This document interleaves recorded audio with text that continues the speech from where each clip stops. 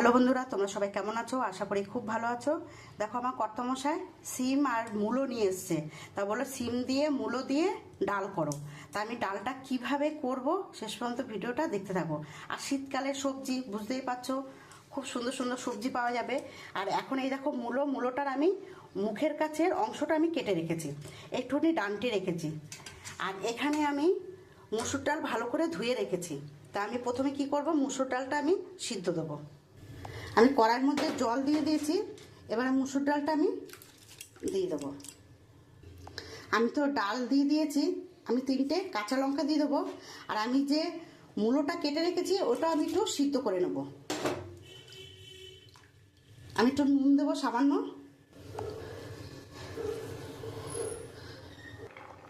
আমার ডাল সিদ্ধ হয়ে এসছে, এবার আমি নামিয়ে দেবো।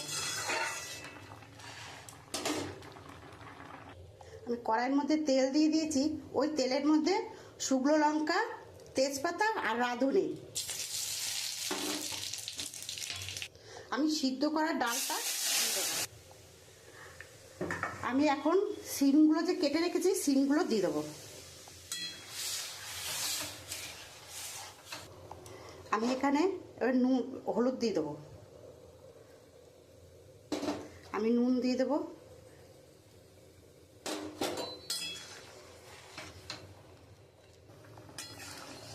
আমার ডালটা হয়ে এসছে, আর একটু হবে। মূলো সিম দিয়ে ডালটা হয়ে গেছে, এবার আমি নামিয়ে দেবো।